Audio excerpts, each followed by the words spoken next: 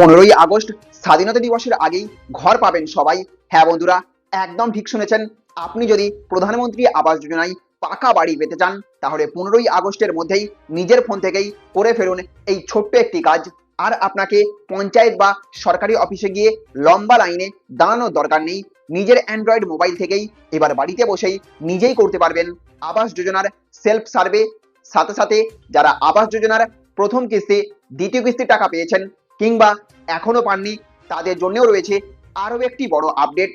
তো কিভাবে এই সেলফ সার্ভে আপনি করবেন, এর জন্য আপনার কি কি লাগবে, আপনার ফোন থেকে আপনি করতে পারবেন কিনা, কি কি তথ্য আপনাকে দিতে হবে, কোন দুটি অ্যাপ আপনাকে ডাউনলোড করতে হবে আপনার ফোনে, এবং মোবাইল থেকে কিভাবে পুরো প্রক্রিয়া আপনি মাত্র 5 মিনিটেই সম্পূর্ণ করবেন, আজকের ভিডিওতে একদম বিস্তারিতভাবে জানিয়ে দেব। আপনারা দেখছেন টেক শেয়ারিং অনলাইন। ভিডিওটি গুরুত্বপূর্ণ মনে হলে একটা লাইক করবেন। যাদের পাকা বাড়ির প্রয়োজন রয়েছে তাদের কাছে অবশ্যই শেয়ার করে দেবেন। আর আপনি ইতিমধ্যেই আবাস যোজনার প্রথম কিস্তি বা দ্বিতীয় কিস্তির টাকা পেয়েছেন কিনা অবশ্যই কমেন্ট বক্সে ইয়েস অথবা নো লিখে জানিয়ে দেবেন। তো বন্ধুরা, প্রধানমন্ত্রী আবাস যোজনা গ্রামীণের আওতায় যোগ্য পরিবারগুলোকে চিহ্নিত করার প্রক্রিয়া আরো সহজ করতে এবার মোবাইল থেকেই সেলফ সার্ভে করার ব্যবস্থা রাখা হয়েছে। অর্থাৎ আপনার কাছে একটা অ্যান্ড্রয়েড স্মার্টফোন থাকলে নিজের বর্তমান বাড়ির তথ্য এবং প্রয়োজনীয় বিবরণ নিজেই জমা দিতে পারবেন। এর জন্য প্রথমেই আপনাকে গুগল প্লে স্টোর থেকে দুটি অ্যাপ ডাউনলোড করতে হবে।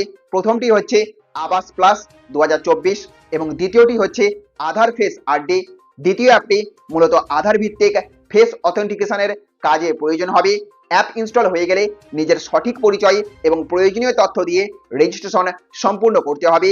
এরপর শুরু হবে সেলফ সার্ভের মূল প্রক্রিয়া।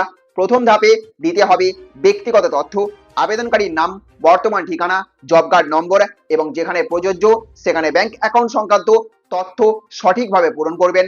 নাম বা নম্বর লেখার সময় ভুল করবেন না। দ্বিতীয় গুরুত্বপূর্ণ ধাপ হলো বাড়ির তথ্য এবং ছবি। আপনি বর্তমানে যে বাড়িতে বসবাস করছেন সেই বাড়ির পরিষ্কার ছবি তুলতে হবে। পাশাপাশি নতুন পাকা বাড়ি নির্মাণের জন্য যে জায়গাটি রয়েছে সেই জায়গার ছবিও অ্যাপের মাধ্যমে জমা দিতে হবে। তাই ছবি তোলার সময় লোকেশন এবং অ্যাপে চাওয়া নির্দেশগুলি ঠিকমতো অনুসরণ করবেন। সমস্ত তথ্য দেওয়া হয়ে গেলে তাড়াহুড়ো করে সাবমিট করবেন না। আবেদনকারীর নাম, ঠিকানা, জব কার্ড নম্বর, ব্যাংকের তথ্য এবং আপলোড করা ছবি একবার ভালোভাবে মিলিয়ে নেবেন। সবকিছু ঠিক থাকলে আপলোড সার্ভে অপশনের মাধ্যমে সেলফ সার্ভে জমা করতে পারবেন। এখানে একটা বিষয় আপনি মনে রাখবেন, সেলফ সার্ভে জমা দেওয়া মানেই কিন্তু সঙ্গে সঙ্গে আবাস যোজনার বাড়ি অনুমোদন হয়ে গেল এমনটা কিন্তু নয়। আপনার দেওয়া তথ্য পরবর্তী পর্যায়ে যাচাই করা হবে। আর সবচেয়ে গুরুত্বপূর্ণ হলো সময়সীমা। আগামী 15ই আগস্টের মধ্যেই কিন্তু এই সেলফ সার্ভে সম্পূর্ণ করার কথা বলা হয়েছে সরকারের তরফ থেকে। তাই যারা এখনো নিজেদের তথ্য জমা দেননি তারা শেষ দিনের জন্য অপেক্ষা না করে আগেই প্রক্রিয়াটি সম্পূর্ণ করে রাখুন। ফলে যাদের সত্যিই পাকা বাড়ির প্রয়োজন রয়েছে তাদের জন্য নিজের তথ্য সরকারি ব্যবস্থায় নথিভুক্ত করার এটি একটা গুরুত্বপূর্ণ সুযোগ। তাই আপনার পরিবার আবাস যোজনার যোগ্য হলে প্রথমে আবাস প্লাস 2024 এবং আধার ফেস আরডি অ্যাপ ইনস্টল করুন। সমস্ত তথ্য নির্ভুলভাবে পূরণ করুন এবং 15ই আগস্টের আগেই সেলফ সার্ভে সম্পূর্ণ করে রাখুন। তো বন্ধুরা, আপনারা কি ইতিমধ্যেই আবাস যোজনার সেলফ সার্ভে করেছেন নাকি এখনো বাকি রয়েছে? কমেন্টে হয়েছে অথবা হয়নি লিখে জানাবেন। ভিডিওটি আপনাদের ভালো লেগে থাকলে লাইক করবেন, বেশি বেশি করে শেয়ার করবেন। চ্যানেলে আপনি নতুন হয়ে থাকলে চ্যানেলটিকে সাবস্ক্রাইব করে রাখবেন। ভালো থাকবেন, সুস্থ থাকবেন। Thank you friends, thank you for watching.